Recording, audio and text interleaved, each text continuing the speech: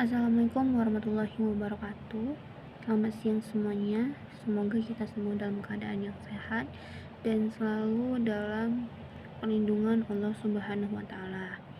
Nah, sebelum kita mulai dalam presentasinya, perkenalkan nama saya Haya Aswita Kholilila dengan NIM 402 2022 016, yang mana pada kesempatan kali ini saya akan membahas mengenai sejarah dan perkembangan auditing serta peran akuntansi publik. Topik ini penting karena laporan keuangan tidak hanya berfungsi sebagai catatan angka, tetapi juga sebagai dasar pengambilan keputusan. Oleh karena itu, laporan keuangan itu perlu disusun secara andal dan dapat dipercaya, sehingga peran auditing dan akuntan publik itu menjadi sangat krusial. Nah, baik, kita akan masuk ke poin sejarah dan perkembangan auditing. Auditing merupakan proses pemeriksaan terhadap laporan keuangan yang dilakukan secara sistematis dan independen. Nah, tujuan utamanya adalah memberikan keyakinan bahwa laporan keuangan telah disajikan secara wajar sesuai dengan standar akuntansi yang berlaku. Dengan adanya auditing, pihak-pihak yang berkepentingan dapat menggunakan laporan keuangan tersebut sebagai dasar pengambilan keputusan tanpa keraguan yang berlebihan. Perkembangan auditing bermula sejak revolusi industri, ketika perusahaan berkembang dalam skala yang besar dan membutuhkan modal yang signifikan. Pada kondisi ini, pemilik perusahaan tidak lagi mengelola usaha secara langsung, sehingga terjadi pemisahan antara pemilik dan manajemen. Pemisahan ini menimbulkan potensi kesenjangan informasi, di mana manajemen memiliki informasi yang lebih lengkap dibandingkan pemilik. Untuk mengurangi risiko kesalahan penyajian ataupun kecurangan, dibutuhkan pihak independen yang melakukan pemeriksaan atas laporan keuangan, sehingga auditing mulai berkembang sebagai profesi yang memiliki peran strategis. Di Indonesia, praktik auditing telah dikenal sejak masa kolonial Belanda, meskipun penerapannya itu masih terbatas. Setelah Indonesia merdeka, perkembangan auditing itu mulai meningkat seiring dengan pertumbuhan ekonomi nasional. Tonggak penting dalam perkembangan auditing di Indonesia adalah dengan berdirinya Ikatan Akuntan Indonesia atau disingkat dengan IAI pada tahun 1957. Keberadaan IAI memberikan arah dan standar yang jelas bagi praktik akuntansi dan auditing, sehingga profesi auditor berkembang secara lebih profesional dan terstruktur.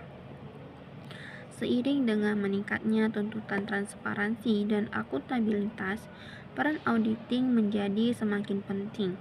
Audit tidak hanya berfungsi sebagai alat pengawasan, tetapi juga sebagai sarana untuk meningkatkan kepercayaan publik terhadap laporan keuangan perusahaan. Sedangkan di era modern, praktik auditing juga mengalami perkembangan dengan dukungan teknologi digital dan analisis data yang memungkinkan auditor bekerja secara lebih efisien dan akurat. Nah, contohnya itu, jika laporan keuangan dianggap sebagai gambaran atau cerita, maka kondisi perusahaan diulangin. Jika laporan keuangan itu dianggap sebagai gambaran kondisi perusahaan atau sebuah cerita, maka auditing itu berperan untuk memastikan bahwa gambaran tersebut itu sesuai dengan kondisi sebenarnya, bukan hanya tampilan yang terlihat rapi di atas kertas. Sekarang kita akan masuk ke poin akuntan publik. Nah, akuntan publik merupakan akuntan profesional yang memberikan jasa kepada masyarakat secara luas dan bersifat independen. Prinsip independensi ini sangat penting karena akuntan publik tidak boleh memiliki kepentingan pribadi terhadap klien yang diperiksanya. Dengan demikian, hasil audit yang dihasilkan dapat dipercaya oleh berbagai pihak. Nah, profesi akuntan publik itu muncul karena perusahaan tidak diperkenankan melakukan pemeriksaan atas laporan keuangannya sendiri. Ya, jika hal tersebut dilakukan, maka terdapat risiko konflik kepentingan yang dapat mempengaruhi objektivitas hasil pemeriksaan. Oleh karena itu, akuntan publik hadir sebagai pihak eksternal yang memiliki kompetensi dan integritas untuk melakukan audit secara independen. Kalau misalkan perusahaannya itu melakukan auditing sendiri, maka ditakutkan perusahaan itu akan melakukan kecurangan. Ya, karena pastinya mereka akan memperbaiki laporan keuangan mereka. Ya, walaupun dengan menipu atau berbohong, yang penting mereka itu mendapatkan keuntungan untuk perusahaan mereka. Makanya kenapa pihak eksternal itu dibutuhkan. Nah, sedangkan di Indonesia, profesi akuntan publik itu diatur dalam Undang-Undang Nomor 5 Tahun 2011 tentang akuntan publik dan dibina oleh Ikatan Akuntan Publik Indonesia atau disingkat dengan IAPI. Nah, regulasi ini bertujuan untuk menjaga kualitas jasa akuntan publik serta melindungi kepentingan masyarakat pengguna laporan keuangan. Selain jasa audit, akuntan publik juga memberikan jasa lain seperti konsultasi, perpajakan, serta penilaian dan manajemen risiko. Melalui berbagai jasa tersebut, akuntan publik berperan dalam membantu perusahaan meningkatkan kualitas pengelolaan keuangan dan pengendalian internal. Nah, contohnya itu, laporan keuangan yang telah diaudit oleh akuntan publik sering menjadi syarat utama bagi perusahaan untuk memperoleh kepercayaan dari pihak eksternal, seperti bank dan investor. Nah, jadi kalau misalkan perusahaannya itu sudah diaudit, maka para investor itu tidak ragu akan memberikan uang atau memberikan modal kepada perusahaannya karena sudah terpercaya gitu. Nah, berdasarkan pemaparan saya tadi, dapat terlihat bahwa auditing dan akuntan publik itu memiliki peran penting dalam menjaga keandalan laporan keuangan. Nah, selanjutnya materi akan dilanjutkan oleh teman saya, Nova Ramadhani. Terima kasih. Nah, di pembahasan selanjutnya itu ada tentang jasa yang diberikan oleh akuntan publik. Jadi secara umum, jasa akuntan publik itu dibagi menjadi 3 kategori utama. Yang pertama itu ada jasa asuransi. Jasa asuransi ini bertujuan untuk memberikan keyakinan atau jaminan kepada pihak pengguna laporan keuangan bahwa informasi yang disajikan sudah bagus, wajar, dan sesuai standar. Jadi contohnya itu seperti jasa asuransi adalah untuk mengaudit laporan keuangan. Yang kedua, ada jasa non-asuransi. Jadi jasa ini dia tidak bertujuan untuk memberikan opini atau jaminan, melainkan lebih ke bantuan teknis seperti penyusunan laporan keuangan, kompilasi data keuangan, atau prosedur yang disepakati bersama klien. Kemudian yang ketiga ada jasa konsultasi. Dalam jasa ini, akuntan publik itu berperan sebagai konsultan, misalnya dalam perencanaan bisnis, sistem pengendalian internal, manajemen risiko, atau konsultasi perpajakan. Jadi akuntan publik tidak hanya mengaudit, tapi juga bisa membantu perusahaan dalam pengambilan keputusan yang lebih baik. Selanjutnya di situ ada jenis jasa lainnya. Di situ akuntan publik juga memberi jasa khusus seperti due diligence, forensic audit, dan environmental audit. Perannya dalam ekonomi syariah dalam audit syariah yang dinilaikan itu kepatuhan lembaga terhadap prinsip Islam serta nilai keadilan dan tanggung jawab sosial. Jadi maksudnya selain jasa-jasa utama yang disebutkan tadi, akuntan publik itu juga memberikan jasa khusus lainnya. Contohnya yang seperti yang disebutkan tadi itu seperti due diligence, yaitu pemeriksaan mendalam terhadap kondisi keuangan dan operasional suatu perusahaan. Biasanya dia dilakukan sebelum merger atau akuisisi. Lalu ada forensic audit yang dilakukan untuk mengungkap adanya indikasi kecurangan atau fraud. Selain itu, terdapat environmental audit yang menilai dampak kegiatan perusahaan terhadap lingkungan. Jadi audit ini tuh bertujuan untuk menilai apakah kegiatan dan transaksi satu lembaga ini sudah sesuai dengan prinsip Islam melalui seperti keadilan, kejujuran, dan bebas dari unsur riba, gharar, dan maisir. Dengan adanya audit syariah, akuntan publik ikut berkontribusi dalam menjaga tanggung jawab sosial dan mastiin bahwa kegiatan ekonomi itu berjalan sesuai dengan nilai-nilai syariah. Lalu yang selanjutnya ada organisasi kantor akuntan publik di Indonesia. Jadi di slide ini kita membahas tentang bentuk organisasi kantor akuntan publik atau KAP di Indonesia. Secara umum, KAP sendiri beroperasi dalam 3 bentuk organisasi. Itu yang pertama ada KAP individu. Bentuk ini dimiliki dan dikelola oleh satu orang akuntan publik, biasanya dengan skala usaha yang lebih kecil dan klien yang terbatas. Yang kedua itu ada KAP persekutuan. KAP ini didirikan oleh 2 orang atau lebih akuntan publik yang bekerja sama dalam satu kantor, dan bentuknya ini memungkinkan pembagian keahlian dan tanggung jawab sehingga dapat melayani klien yang lebih beragam. Lalu yang ketiga adalah KAP afiliasi. KAP afiliasi sendiri merupakan kantor akuntan publik yang bekerja sama dengan KAP luar negeri, biasanya untuk meningkatkan kualitas layanan, standar profesional, dan jangkauan internasional. Jadi dengan adanya berbagai bentuk organisasi ini, profesi akuntan publik sendiri yang ada di Indonesia dapat menyesuaikan diri dengan kebutuhan pasar dan perkembangan dunia bisnis. Nah, selanjutnya saya akan membahas tentang institusi dan regulasi dari profesi akuntan publik di Indonesia. Jadi yang pertama itu ada Kementerian Keuangan atau Kemenkeu. Nah, Kemenkeu itu bisa dibilang gini, dia tuh pihak yang paling punya kuasa atas profesi akuntan publik di Indonesia. Semua akuntan publik yang mau praktik harus punya izin dari Kemenkeu. Kalau ada akuntan publik atau KAP yang melanggar aturan, misalnya itu kayak auditnya tuh asal-asalan atau nggak independen, Kemenkeu yang berhak kasih sanksi. Sanksinya itu bisa beragam macam, dari peringatan, pembekuan izin, sampai izin praktiknya itu dicabut.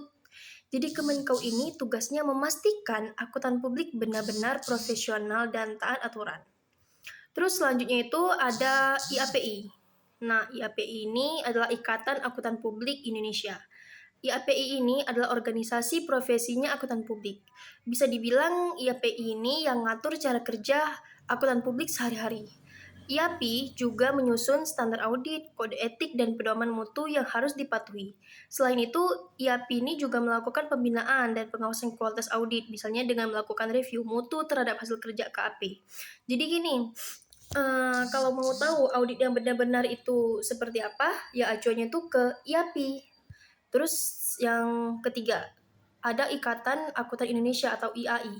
Kalau IAI ini perannya lebih ke laporan keuangan itu sendiri. IAI yang menyusun standar akuntansi keuangan. Jadi laporan keuangan perusahaan tuh harus mengikuti akuntan yang dibuat oleh IAI ini. Akuntan publik nantinya mengaudit laporan keuangan tersebut berdasarkan standar yang sudah ditetapkan. Singkatnya gini, IAI ini yang mengatur bagaimana laporan keuangan disusun, sedangkan akuntan publik memeriksa apakah laporan itu udah benar atau belum gitu. Terus yang selanjutnya itu ada OJK. Ini khusus mengawasi sektor keuangan seperti bank, asuransi, dan perusahaan yang masuk pasar modal. Jadi kalau ada akuntan publik yang mengaudit bank atau perusahaan terbuka, OJK ini ikut mengawasi. OJK juga memastikan bahwa akuntan publik yang dipakai memang kompeten dan hasil auditnya bisa dipercaya, karena dampaknya itu besar ke masyarakat dan investor.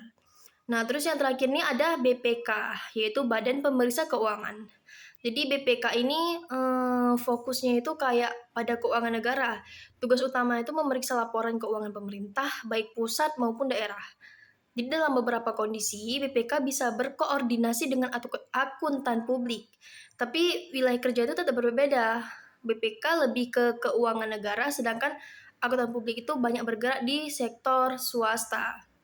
Nah, terus terakhir ada yang namanya IFAK, International Federation of Accountant. IFAK ini lembaga internasional yang jadi acuan global profesi akuntan. Jadi Indonesia ini dia menyesuaikan standar auditnya, terus etikanya dan pengendalian mutu dengan standar IFAK supaya hasil audit di Indonesia diakui secara internasional. Jadi laporan keuangan dan hasil audit dari Indonesia bisa dipercaya bukan cuma di dalam negeri, tapi juga di luar negeri. Nah, terus di slide selanjutnya kita akan membahas tentang sistem pengendalian mutu.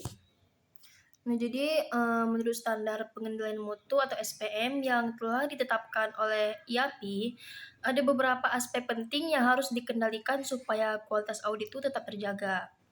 Jadi itu yang poin pertama itu ada independensi dan integritas auditor. Nah, jadi auditor itu harus benar-benar jujur dan tidak memihak siapapun. Artinya, auditor tidak boleh punya hubungan pribadi, bisnis, atau kepentingan lain dengan klien yang bisa memengaruhi hasil audit.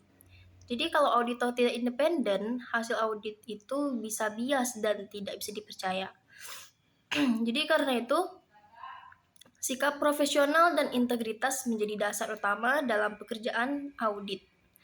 Terus di poin kedua, itu ada kompetensi personel audit. Nah, apa itu? Jadi audit itu harus dilakukan oleh orang yang memang punya kemampuan dan pengetahuan yang cukup. Auditor wajib memiliki pendidikan, pengalaman, serta apalagi ya, serta pelatihan yang sesuai. Selain itu, auditor itu juga harus terus memperbarui ilmunya seiring dengan perkembangan standar dan teknologi. Jadi kalau auditor ini tidak kompeten, itu resiko kesalahannya itu dalam audit akan semakin besar. Terus di poin ketiga itu ada kebijakan penerimaan dan kelanjutan klien. Jadi gini, sebelum menerima klien baru atau melanjutkan kerjasama dengan klien lama, KAP ini harus menilai terlebih dahulu apakah klien tersebut layak untuk diaudit atau enggak. Jadi penilaian ini itu mencakup reputasi klien, resiko bisnis, serta kemampuan KAP untuk melaksanakan audit secara profesional. Jadi jika klien ini beresiko tinggi atau berpotensi melanggar etika, KAP itu berhak menolak atau menghentikan kerjasama. Terus di poin selanjutnya, poin keempat ya, itu selanjutnya ada pelaksanaan penugasan dan supervisi audit. Nah, apa itu maksudnya? Jadi dalam pelaksanaan audit ini, setiap tahapan itu harus mengikuti standar audit yang berlaku. Pekerjaan auditor junior juga harus diawasi dan direview oleh auditor yang lebih senior. Dengan adanya supervisi, kesalahan dapat diminimalkan dan kualitas hasil audit dapat terjaga. Jadi ini audit itu bukan kerja satu orang aja, tetapi hasil kerja tim yang saling mengawasi. Terus di poin terakhir itu ada pemantauan mutu audit secara berkala. Jadi itu gini, KAP itu wajib melakukan evaluasi secara rutin terhadap kualitas audit yang telah dilakukan. Jadi pemantauan ini itu bertujuan untuk memastikan bahwa semua prosedur audit sudah dijelaskan sesuai standar. Jadi jika ditemukan kekurangan atau kesalahan, KAP itu harus melakukan perbaikan agar mutu audit ke depannya menjadi lebih baik. Jadi sekian hasil presentasi kelompok kami. Lebih dan kurang kami mohon maaf. Assalamualaikum warahmatullahi wabarakatuh.